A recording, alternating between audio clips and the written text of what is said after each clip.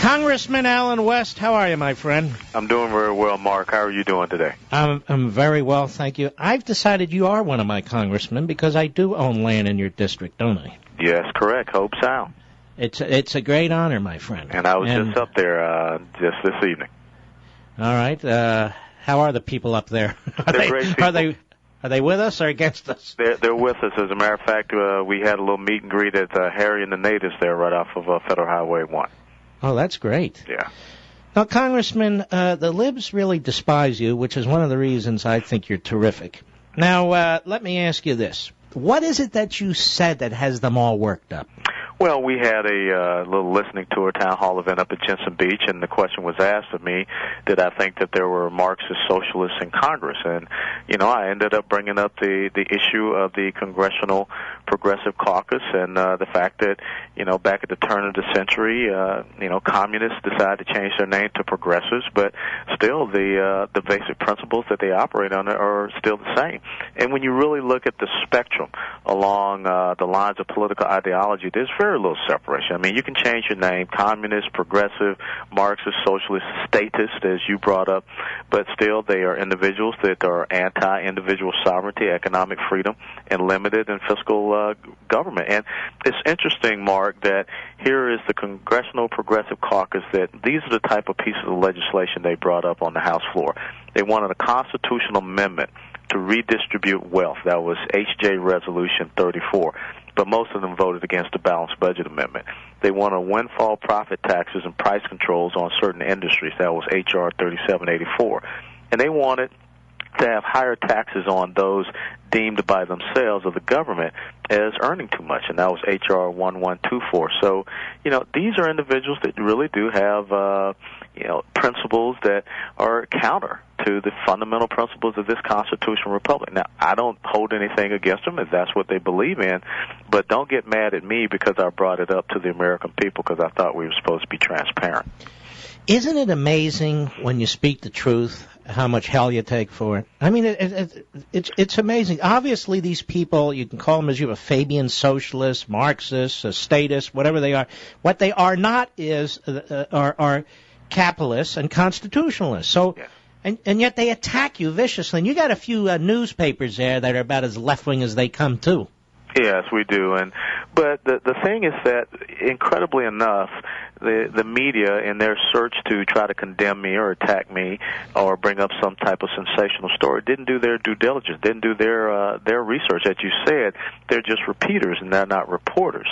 So now they have egg on their face because, they're not arguing the point that I brought up. They're arguing the fact that they just don't like that I brought it up. Well, tough on them. I'm going to continue to talk about the truth, and I want to expose them for who they are because I'm sick and tired of every time you turn around on the House floor, they want to say is the Tea Party radical wing of the Republican Party when the Tea Party is just a constitutional conservative grassroots movement that believes in our economic security, our energy security, our national security, and what American would not want to believe in that. How does that election look in your district? It's a new district. Well, I think it's going to be fine. We have a young man running against me on the other side that 2 years ago was a registered Republican. Now he's had some type of epiphany, and he's a far-left liberal, and he is running basically for one reason. He says that he hates me and that I'm a radical and an extremist. He doesn't offer any type of solutions, does not put out any issue statements whatsoever. So he's just running in the race, but he is by far not intellectually challenging me whatsoever. And what is your website if people want to support you?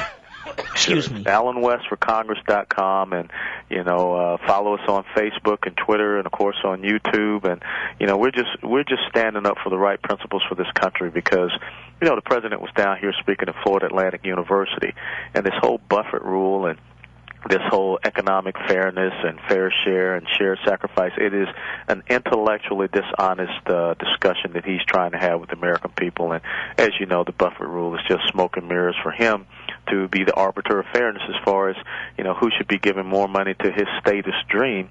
And we have to realize that all he wants to do is grow government and get more people economically dependent upon government instead of unleashing the economic freedom of the individual entrepreneurial American will.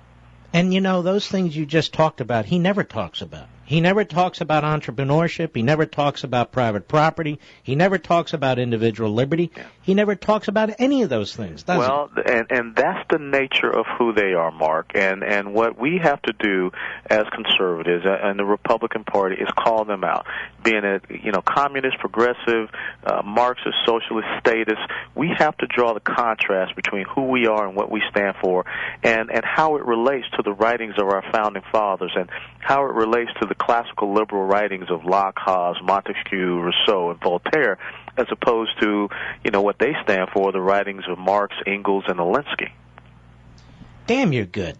Well, I do my research. You do your research, you've studied, you've read, and then they go, what are you talking about? Well, you know exactly what you're talking about. Yeah.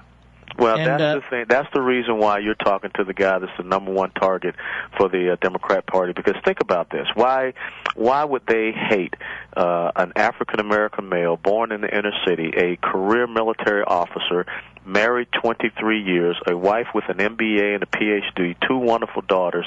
This would be the American success story. I'm the third or fourth generations of military men in my family. They don't want that message out there. That is just counter. That's the antithesis to everything that they want to project, because it is not about individual sovereignty. It's about the collective.